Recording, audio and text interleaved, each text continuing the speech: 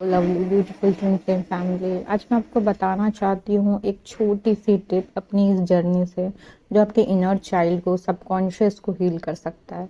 Subconscious ना हमारा एक बच्चे की तरह होता है, इसलिए मैं इसे इनर चाइल्ड से भी कनेक्ट कर देती हूँ। ये भी एक बच्चे की तरह होता है, जो बोल लो मान लेता है, जो कर लो वो कर ही लेता है, उसे कोई लॉजिक नहीं समझ में आता। अगर सबकॉन्शियस में कुछ फीड करना है तो बिना किसी के आप रात में सोने से पहले वो चीज़ें सोचिए और डालिए, और वो चीज़ें अंदर चली जाएगी। भले आपको अपनी इमेज चेंज करनी हो वो कीजिए, आपको अपना हेल्थ इंप्रूव करना हो, अपने आप को हेल्दी होता हुआ देख के ये कीजिए। और ये चीज़ 5D में मैनिफेस्ट होता है, फिर 3D में मैनिफेस्ट हो जाता है, एक बार सबकॉन्शियस में चला गया तो एक्चुअली होता क्या है, मैं जो आपको टिप देना चाहती थी कि कभी कभी होता है ना कि हमें गुस्सा आता है, हमें ट्रिगर होता है, हमें कुछ भी इमोशन फील होता है, तो हम ना ऐसा गुस्सा करके बैठ जाते हैं, मुझे क्यों गुस्सा आ रहा, मैं बैक टू जीरो क्यों चली गई।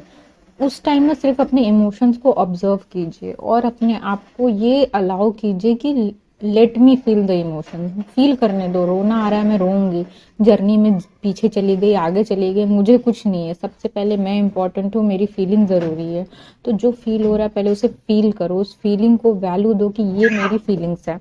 दूसरा काम आपको क्या करना है, वो जो फीलिंग आपको आई उसको अपने छोटे सेल्फ को ना इमेजिन करना है कि और जिस तरीके से आप अपने आप को समझाते हैं, किसी और को समझाते हैं, अपने दोस्त को कुछ बुरा हो गया, अरे कुछ नहीं होता, हो जाता है, कभी कभी गुस्सा आ जाता है, इट्स ओके, कोई बात नहीं। तो इस तरीके से ना अपने आप को उस समय समझाइए जब आपको गुस्सा आ रहा हो, एंजाइटी हो रही हो।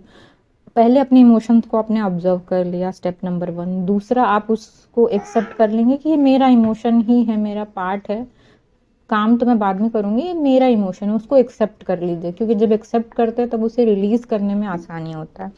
थर्ड, आप क्या करेंगे, ये जो आपका सबकॉन्शियस का पार्ट है, इनर चाइल्ड भी उसी का पार्ट है, कि आपकी हीलिंग जो रुकी हुई है, कि आप ना उसे वो अपना नहीं रहे, आप उसे हमेशा दूर करते जा रहे हो, उसे समझा नहीं रहे। तो आपको अपने इस इमोशंस को पहले ऑब्जर्व कीजिए, एम्ब्रेस कीजिए, एक्सेप्ट कीजिए, फिर उसे ना समझाइए, अपने छोटे सेल्फ को आंख बंद करके इमेजिन करके बोलिए कि कोई बात नहीं, अपने आप को सहला के बोलिए, कोई बात नहीं, अगर मुझे गुस्सा आ गया तो कोई बात नहीं, मुझे ट्रिगर हो गया तो तुम मेरे ही इमोशंस हो, मैं जानती हूँ कि कोई ना कोई रीज़न है, कुछ ना कुछ है जिसकी वजह से आ गए, इट्स ओके, तुम भी एक इमोशन ही हो, मैं तुम्हें भी वैल्यू देती हूँ।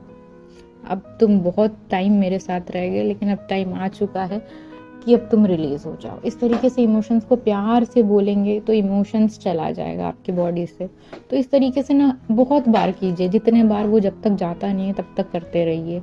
अपना गुस्सा, अपनी एंजाइटी, अपना दर्द, आपकी याद आती है किसी की, उसके लिए कीजिए। कोई भी चीज़ें, जो भी इमोशन है सबके लिए कीजिए। अकेलापन हो रहा है, सैडनेस हो रखी है, तो अपने छोटे सेल्फ को इमेजिन कीजिए, उस बच्चे को इमेजिन कीजिए और उस बच्चे को समझाइएगा होता है अकेलापन, इस दुनिया में बहुत सारे लोग अकेले होते हैं, लेकिन हम अध्यात्म की तरफ आगे बढ़ रहे हैं।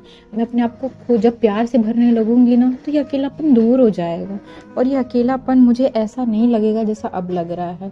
जब मैं अपनी ज़िंदगी में खुद पे इतना खो जाऊंगी, तब मुझे किसी के लिए इतना फील नहीं होगा। तो इस तरीके से समझाइए, ये समझिए कि वो कोई और है, जबकि वो हो ही आप, क्योंकि वो फीलिंग हम अपने आप को समझा ही नहीं पाते। एक छोटे बच्चे को जैसा समझाइए, और फिर आप देखिए कि आपका सबकॉन्शियस कैसे फील होता है।